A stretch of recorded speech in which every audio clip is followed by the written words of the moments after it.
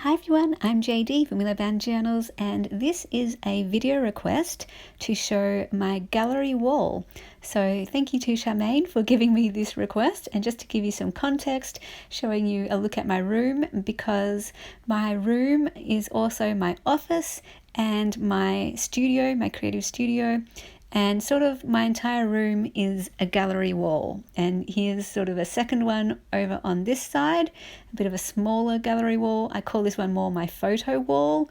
But all my shelves and everything in my room tells a story. Some people express themselves through the food they cook or the fashion they wear or their makeup and hair. I express myself through my space and how I decorate and through what I curate and what I collect. So every little piece has meaning or is functional. And yeah, I love how it looks. And the last couple of years, I've been curating a gallery wall. This is something I've wanted to do for a long time, sort of have like a scrapbook wall. But I strung up these fairy lights and love that they are the string that my gallery wall sits on. And yeah, I had so much fun redoing it over Christmas. So I took everything down and rearranged everything so I could see it with fresh eyes and add new pieces in, swap some pieces out. And you'll see a bit of footage of me taking it down and putting it back up, and I'll share what each piece means. So I have some dingo pictures, which were the first things that I put up.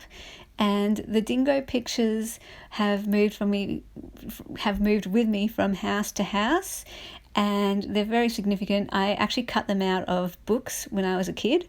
And yes, I did get in trouble for cutting out images from books that I would stick on my walls or stick in my journals.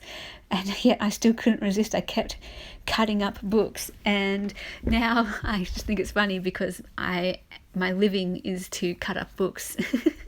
And I absolutely love it. I look for images in magazines and journal with them and stick images on my walls. So those dingo pictures, the dingoes are my favorite animal. Later on you'll see me hang up a smaller dingo image. So this was a bit later, coming back working on my gallery wall. And I put up that picture of the dingoes, but I ended up moving it. So the dingoes now sit on my wall above my dresser. And that was from one of my youth girls back when I was a youth leader. She did a picture for all the youth leaders of their favourite animals. So you can see that there, the first one that I put up. I also have the Psychology in Seattle catchphrase from the episodes, and the handwritten note from Kirk, which is a recent addition last year. So love Psychology in Seattle. I am a member and a patron of theirs. They've helped me so much, so they're definitely on my gallery wall. These are the dingo pictures that I'm putting up. And then I put up some ballet images, and those are significant to me because they'd been on my wall for quite a while at a time when I didn't think I would be doing ballet ever again. I thought, oh, that ship has sailed, that dream has sailed. After I did 2 years of beginner adult ballet in Melbourne, I moved to Bowen, a small country town, and I thought, well, I'm never going to do ballet again up here because who's going to take me up here? But they did. They took me and let me dance with their high school students at the age of 28, and I'm now 38 and still doing ballet and love it. But it was those ballet images that I had on my wall, and that told me that the fire was still there, the passion was still there, that I still wanted to do ballet. So I keep them on my wall to remember that passion. Then I put up some pictures of my artwork, one from when I was in school, of a willow tree, which is named for what Willow Bound Journals is named after, the willow tree in our garden. And then another image that I drew when I was an adult. And that ties in with my journey of depression and anxiety, because that's when I drew pictures like that, where the only thing I could do to express myself was draw back in 2015 and 16. Then I have a picture from Heather, this lovely lady who kind of became my mentor and friend from overseas. Back when I had a blog, she reached out to me and she really just helped me to work through some things, and she led to me even becoming a YouTube person, sharing my stories on YouTube and writing my books and publishing them. Before Heather, I didn't talk about this stuff. I didn't talk about anything. I didn't share any stories, even good ones. I just didn't share about myself. But I slowly shared on an anonymous type of blog, and she reached out to me and we emailed back and forth over the years, and I just told her all this stuff, and she was just like, you're not crazy, and I feel like that too sometimes. And it just really helped me to go, oh, I can share my stories and it's not a bad thing, and all that kind of thing. I put up a doily that was a new edition from last year that my sister bought me while she's on holidays here, and it's of a cat, so it reminds me of Keanu, and just my love of doilies that has just flourished over the last few years while I've been into junk journals. And I put up my name, which Sabrina Ward Harrison wrote and sent to me because I took 2 of her courses, one last year, Liberate, the bookmaking course, and so she's an author and artist and just a huge role model for me. And I also placed some peacock feathers, 2 of them, up on that top strand as well, and they represent just my love of the colour, the translucent, is it translucent? The iridescent blues, and my favourite colour, and just the amazingness of the peacock. And I've shared a peacock story on my channel in the past of how it connected me to one of these beach mission participants who we're just talking about the peacock and where God speaks to us in the world, and God spoke to us through the peacock. It was just one of these most amazing moments. What other things am I pinning up there? I have got my cat's artwork when we did some watercolour together, and he has his footprints all over this canvas.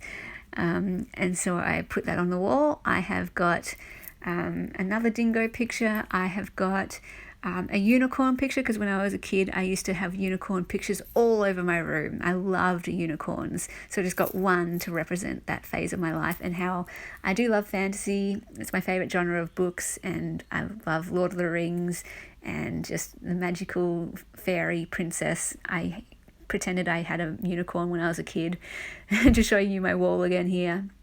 I've got the picture Anguish, my favourite artwork of all time, Anguish, by Augustus Schenk, I believe it is, and it hangs up in the Melbourne Gallery, and I remember going there all the time as a kid and just going straight to that room. I memorised where it was, and I'll just sit in front of it and stare at it. And the power of words, there's my beautiful cat Keanu and his artwork with his footprints, and just the power of words and art to convey and make you feel anguish. It was amazing.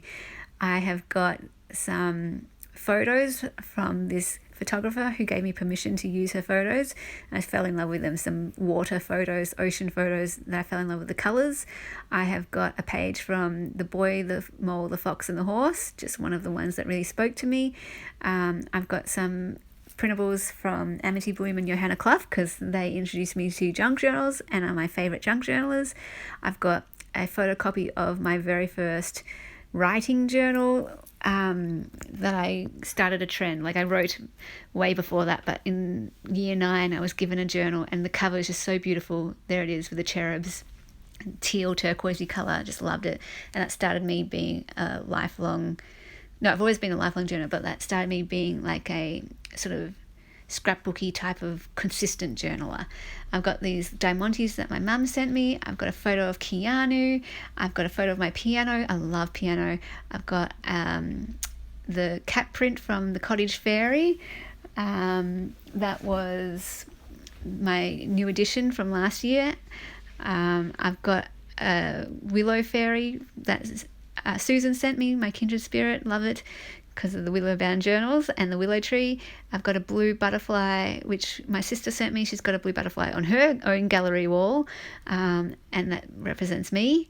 And then I've got a scripture from Susan that she sent, another dingo picture that I believe Lisa sent me, and this is just showing my other gallery wall and gallery shelf of all different things that are meaningful to me. My Psychology in Seattle mugs, my photos, and more ballet shoes and artwork and different things that mean a lot to me. So I really hope you enjoyed seeing my gallery wall. Maybe you're inspired to create your own one. Oh, and my poster from Psychology in Seattle. Such an amazing gift. Love it, love it, love it. And my hat, my fake akubra. One day I'd love to get a real akubra. And even the little things on the shelves. I've got my medal from dance, which is really cool because that's a dream come true, and a typewriter, and just all little pieces on those shelves. I keep my books that I'm reading and my journals and my Bible. So yeah, that is a look at my gallery wall. Hope you enjoyed this video. Let me know your favorite piece and what you would add to your own gallery wall. But all of these are meaningful pieces that speak to me and tell my story. And I love, love, love it. Makes me so happy seeing my gallery wall. Thanks so much for watching, and I will see you guys in the next video. If you have any video requests, feel free to let me know. Always love video requests. And yeah, I will see you guys in the next video. Bye guys.